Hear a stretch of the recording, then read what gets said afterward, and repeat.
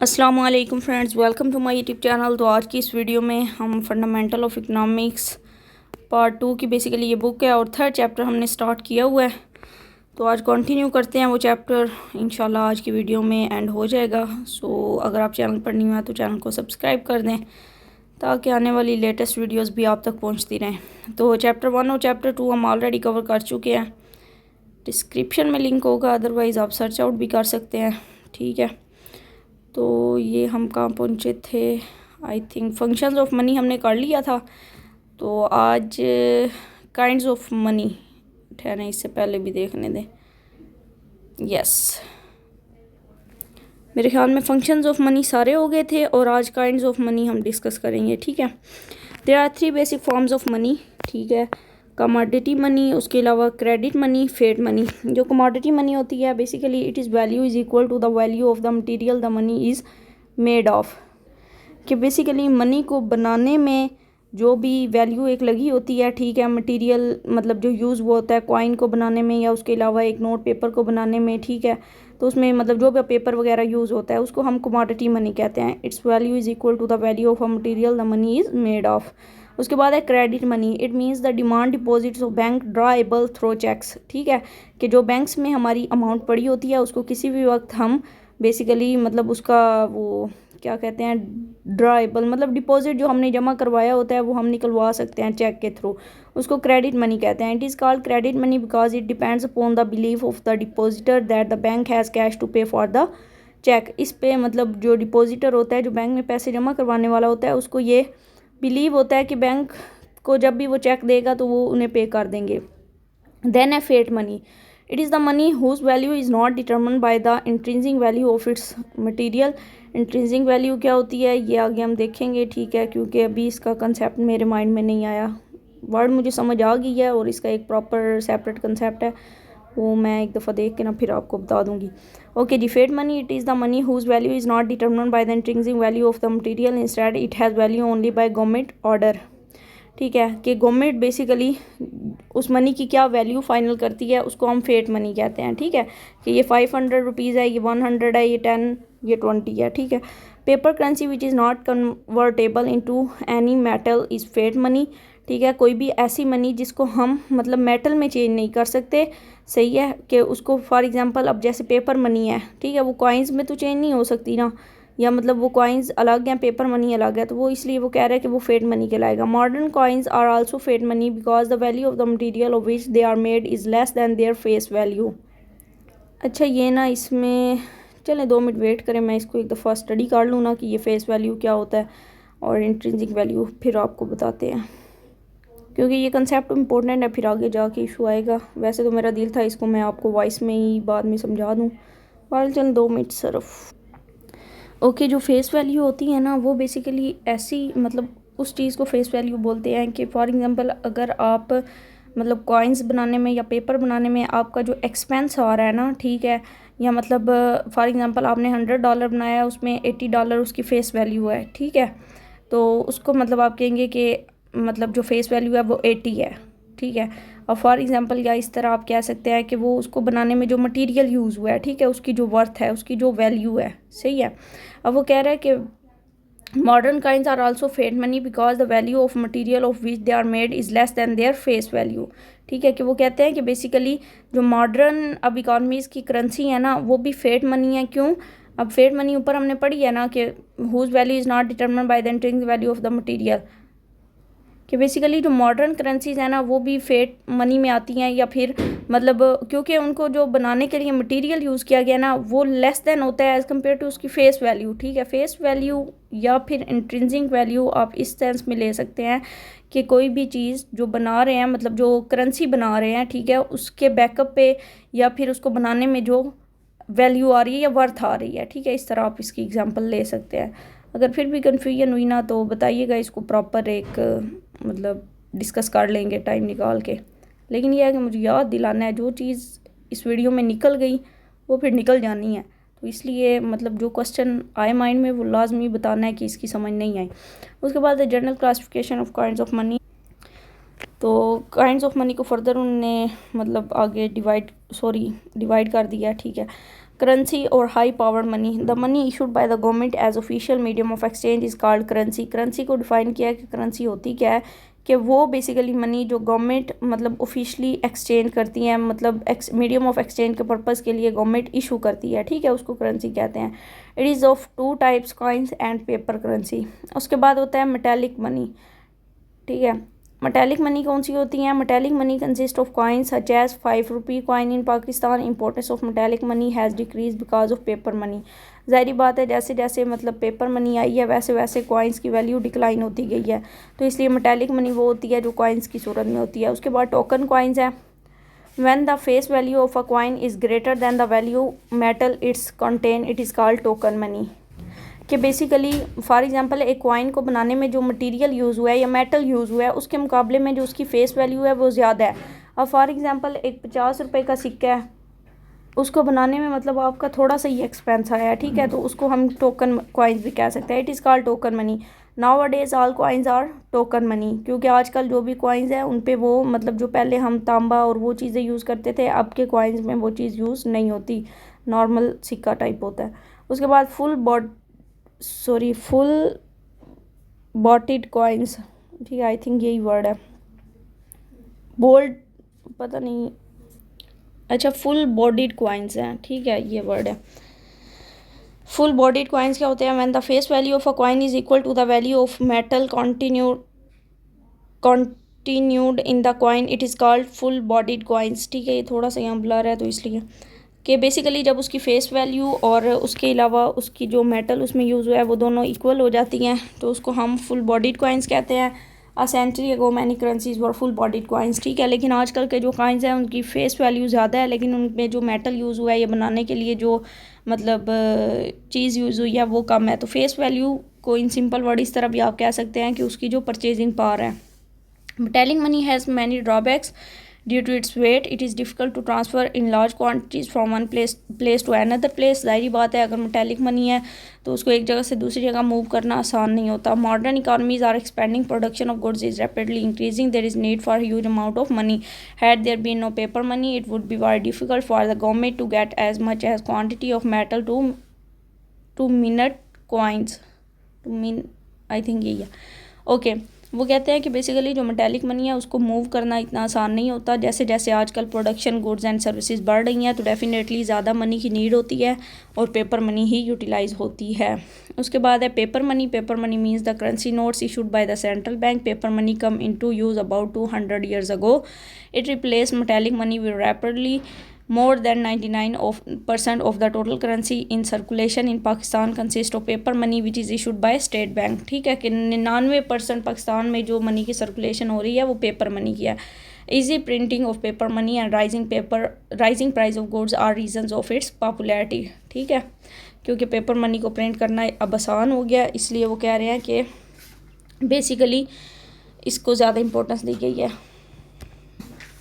All paper currency is fiat money because it is accepted as money due to government order, ठीक है। तो fate money हम ऊपर पढ़ चुके थे। फेट मनी क्या होती है कि बेसिकली ऐसी मनी जो गवर्नमेंट की तरफ से इशू होती है, ठीक है, और उसको इजीली हम यूटिलाइज कर सकते हैं।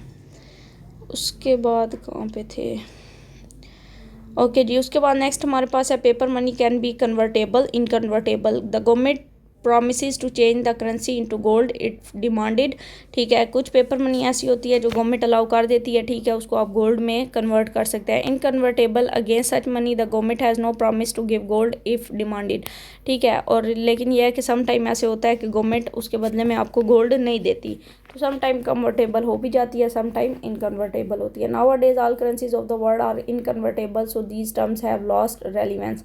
आजकल के दौर में जो मनी है वो इनकन्वर्टेबल है, ठीक है। ऐसा नहीं होता कि मनी दे के हम गोल्ड ले लें, शॉप से डेफिनेटली ले सकते हैं लेकिन गवर्नमेंट के साथ ऐसा कोई डीलिंग नहीं है।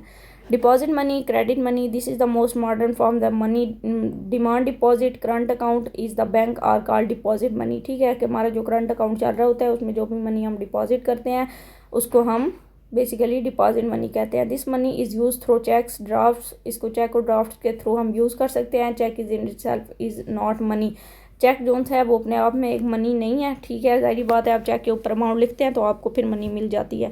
It is the deposit use through cheques which is money. कि बेसिकली जो हमने डिपॉजिट अमाउंट की होती है बैंक के अंदर वो चेक के थ्रू हम बेसिकली यूटिलाइज़ कर सकते हैं, ठीक है, उसको हम मनी कहते हैं। In developed countries most of the business is done through credit money. In all Pakistan its use is continuously increasing. Money of account क्या होता है? This money act as a reference for estimation of all the values. All accounts are maintained in terms of standard money. In Pakistan the value of a house, a table, wheat, bulb, paper etc are expressed in rupees और p is our money of account, ठीक है। Money of account वो होता है कि जो हमारे पास जो करंट करेंसी चल रही होती है ना, उससे हम जो भी मतलब चीज़ें सेल परचेज़ कर सकते हैं। अब हमारी रुपी है तो हम रुपी कहते हैं, इसी तरह दुबई की दरहम है तो दरहम कहेंगे, सऊदीया की रियाल है तो रियाल कहेंगे। It is a dollar in USA, जैसे यूएसए में डॉलर है, और बाकी वही एग्जांपल है।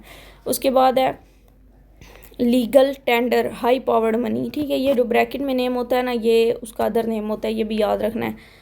The money which a person must legally accepted for payment of dues is called legal tender, ठीक है। कि बेसिकली कोई भी ड्यूज़ वगैरह अगर आपने पे करने हैं उसके मतलब लीगल ही हैं वो, ठीक है, तो उस पर जो भी आप पेमेंट करते हैं वो लीगल टेंडर कहलाते हैं। In Pakistan all coins and currency notes are legal tender. ज़ाहिर बात है आप लेन देन के लिए नोट्स भी यूज़ कर सकते हैं, उसके अलावा कॉइन्स भी यूज़ कर सकते हैं, तो ये लीगल ही है। For example nobody can refuse to receive payment in the form of rupees, ठीक है, कोई भी शख्स रुपीज़ की शक्ल में मतलब अमाउंट लेने से इनकार नहीं कर सकता। Credit money is not legal, credit money is not legal tender. For example, a person may accept a check or he may refuse it. He cannot be completed by law to accept a check. However, in many instances the government have made it compulsory for their employees to receive the salaries through checks. They cannot refuse, ठीक है। जैसे for example government ने मतलब salaries check की सूरत में अगर देनी है तो आगे से लोग जो है वो रिफ्यूज़ तो नहीं ना करेंगे, ठीक है, वो ले लेंगे। तो लीगल टेंडर जस्ट ये है कि जो करेंसी आपके पास चल रही है उसी में ही आपने मतलब लेन देन करना है। उसके बाद legal tender is of two kinds. Legal tender money की दो इकसाम है। पहली है अनलिमिटेड लीगल टेंडर मनी, दूसरी है limited legal tender money. Unlimited, there is no maximum limit to which money can be legally used in Pakistan. All coins currencies notes are unlimited legal tender, ठीक है, कि इसकी कोई लिमिट नहीं है कि आप बस इतने ही अमाउंट यूज़ कर सकते हो, बल्कि अनलिमिटेड है, आप जितनी मर्जी अमाउंट चाहे यूज़ कर सकते हैं, चाहे वो कॉइन्स हो या फिर करेंसी हो। लिमिटेड टेंडर लीगल टेंडर क्या होता है? This money can only be used up to certain limit. Nobody can be legally bound to accept payment of larger amount through his form of money, ठीक है, कि basically ये एक limit लगा दी जाती है कि कोई भी शख्स इससे ज़्यादा पेमेंट नहीं कर सकता, ठीक है, इस लिमिट के अंदर अंदर वो पेमेंट कर सकता है। Because price are rising continuously the distinction between limited and limited legal tender have become irrelevant, ठीक है, क्योंकि वो कह रहे हैं कि price with the passage of time बढ़ती जाती हैं, ठीक है, तो फिर एक लिमिट मतलब लगाना ज़रूरी हो जाता है। ओके जी। उसके बाद नेक्स्ट हमारे पास है नियर मनी। कहाँ गया? नियर मनी में हमारे पास है, अच्छा ये ना कंसेप्ट जस्ट एक एक लाइन का है, ठीक है, तो इसमें कंफ्यूज नहीं होना, जो ना समझ आए बेशक पूछ लेना है क्योंकि ये मिक्सअप होगा मुझे लग रहा है ऐसे। नियर मनी क्या होता है? Deposit of bank which are not operated through cheques, fix deposit, the government securities, bonds, price bonds and documents like defence saving certificate are called near money.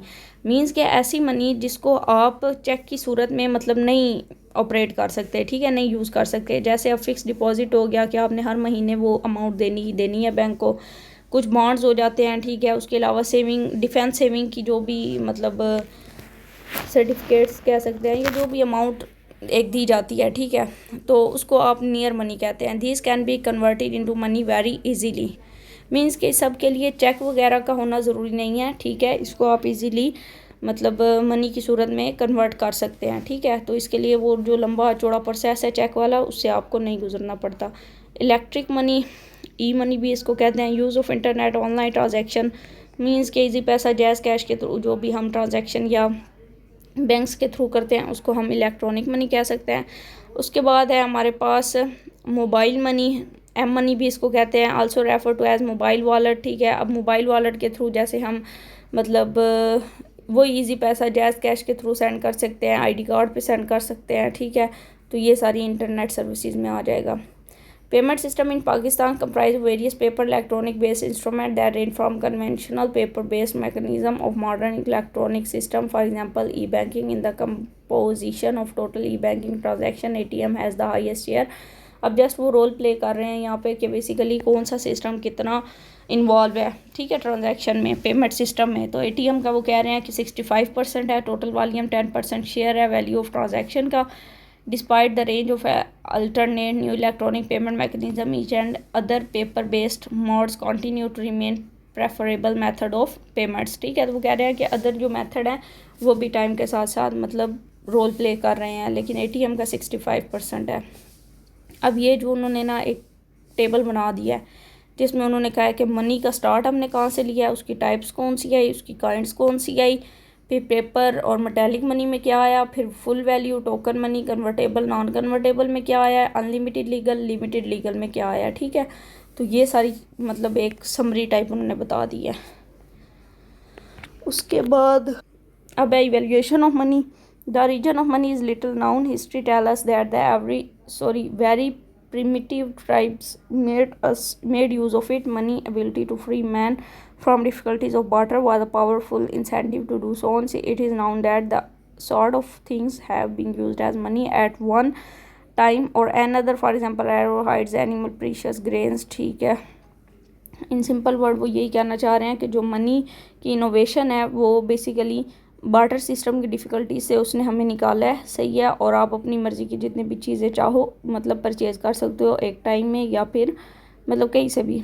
But even in early civilisation precious metal slowly replaced all other things as medium of exchange. Gold, silver, metal were durable and easily recognisable, divisible and transferable, so these became the common form. अच्छा, आप ऐसे कीजिएगा कि ये वाला paragraph ना खुद पढ़ लीजिएगा, ठीक है, क्योंकि इसमें सारी चीज़ें वही हैं जो हमने ऑलरेडी पढ़ ली है, सही है। अगर फिर भी कोई चीज़ ना समझ आए तो फिर आप बेशक बता दीजिएगा, ठीक है। इतना डिफ़िकल्ट नहीं है, इजीली हो जाएगा। और एट द एंड उन्होंने देखे बता दिया कि 19th सेंचुरी में पेपर मनी जो सा था वो बेसिकली कॉमनली इशू की गई थी कमर्शियल बैंक की तरफ से, ठीक है। तो ये आपने थोड़ा सा मतलब 2 पैराग्राफ खुद पढ़ने पड़ेंगे आपको।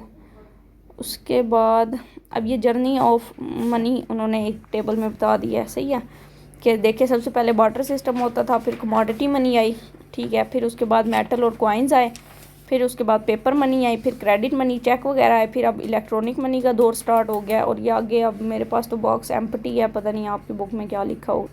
ओके जी, नेक्स्ट हमारे पास आता है paper money. Paper money means currency notes, ठीक है। The origin of paper money is not very old, it became popular only in the 19th century, rapidly pushed metallic money into background, ठीक है।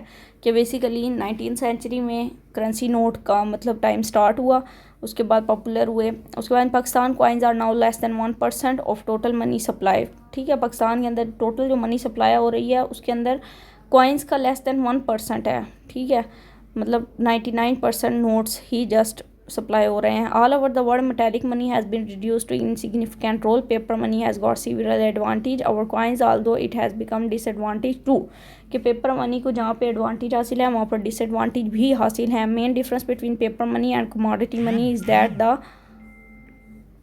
is that the commodity has intrinsic value of its own while paper money a small piece of paper has no intrinsic value, ठीक है। कि basically जो commodity money है, ठीक है, या फिर आप मेटेलिक मनी भी कह सकते हैं। मेटेलिक मनी के अंदर बेसिकली या फिर कमोडिटी मनी की जो इंट्रिंसिक वैल्यू है ना वो ज़्यादा है as compare to paper money, ठीक है। क्योंकि पेपर मनी में एक small piece of paper use होना होता है, जबकि कमोडिटी मनी में या कॉइन्स में मतलब काफ़ी ज़्यादा मटेरियल यूज़ होता है।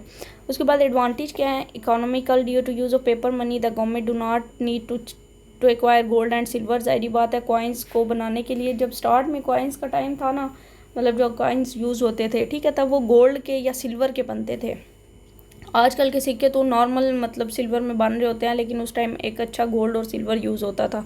तो वो कह रहे हैं कि पेपर मनी के हिसाब से देखा जाए तो पेपर मनी से कम गवर्नमेंट इस खर्चे से बच गई है, क्योंकि अब चेक्स वगैरह भी यूज़ हो जाते हैं। इसके बाद कन्वीनियंट ट्रांसफ़र है। पेपर मनी को इजीली हम ट्रांसफ़र कर सकते हैं एक जगह से दूसरी जगह पे, ठीक है, पॉकेट में भी ले जा सकते हैं even.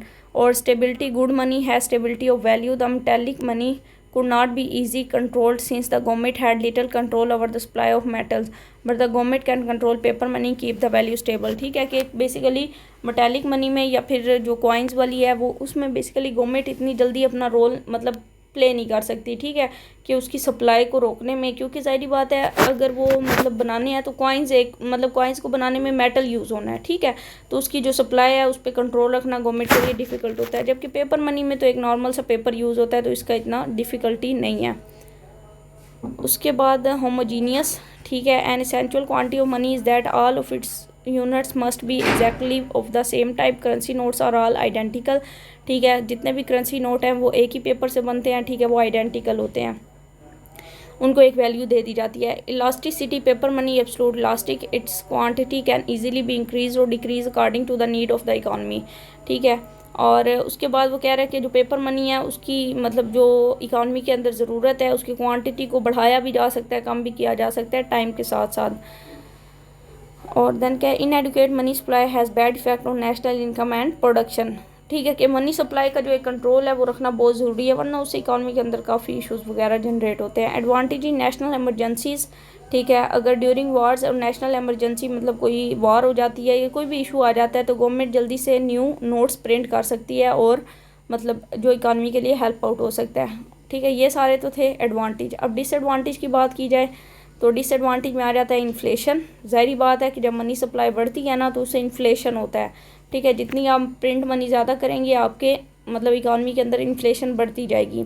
Difficulty in foreign payments को इसलिए डिफ़िकल्टी आ जाती है क्योंकि हमारी करेंसी की वैल्यू और यूएसए में जो डॉलर यूज़ हो रहा है उसकी वैल्यू बहुत डिफरेंट होती है, ठीक है, तभी तो हम अगर 1000 यूएस डॉलर मतलब वहाँ से लेते हैं तो हमें वो डबल ट्रिपल करके उन्हें वापस करना पड़ता है क्योंकि हमारी जो रुपये की वैल्यू है वो कम होती है। पॉसिबिलिटी ऑफ डैमेज, ठीक है, अब फ्लड्स वगैरह जब आते हैं तो उसमें डेफिनेटली मतलब पेपर मनी ज़ाया हो सकती है। कई शॉप्स वालों को आप देखते होंगे कि जहाँ पर मतलब रेट वगैरह ज़्यादा होते हैं, इवन के मतलब एक रियलिटी बेस एग्जांपल है, ठीक है, कि एक शॉप वाले के पास अगर मतलब बहुत ज़्यादा तादाद में मतलब पेपर मनी थी, ठीक है, लेकिन वो रेट्स जो से थे वो उसको मतलब वो छोटे छोटे पीस करके फारिग कर गए, ठीक है, तो ये एक रियलिटी बेस एग्जांपल है। तो इस तरह की डैमेज, फेक मनी भी आजकल सर्कुलेशन में है, ठीक है, लोग फेक मनी भी प्रिंट कर लेते हैं जो बिल्कुल रियल की तरह नज़र आती है। We may conclude that paper money is a great boon for mankind provided the issue properly regulated and control, कि अगर इसके इश्यूज़ पर प्रॉपरली वर्क किया जाए तो पेपर मनी जो है वो एक गुड मतलब इकॉनमी के लिए भी, क्या उसे कहते हैं, एक वर्ड होता है, चाहे जो भी कहते हैं, इकॉनमी के लिए ओके हो जाएगा, ठीक है। उसके बाद है सप्लाई ऑफ मनी, कितना रह गया, ये अभी आगे भी काफ़ी ज़्यादा पड़ा है, तो मेरे ख्याल में मतलब आई थिंक सो इतना आज के लिए इनफ है, ठीक है, क्योंकि अभी नमाज का टाइम हो गया। तो फिर ये अगर वीडियो एंड हुई तो इसके साथ अगर दोबारा कंटिन्यू हो सकी तो इंशाल्लाह हम कर लेंगे, अदरवाइज़ फिर आज के लिए ये ओके करते हैं, ठीक है, ओके जी। कोई भी क्वेश्चन हो तो बेशक पूछ लीजिएगा। बाकी थैंक्स फॉर वॉचिंग, अल्लाह हाफिज़।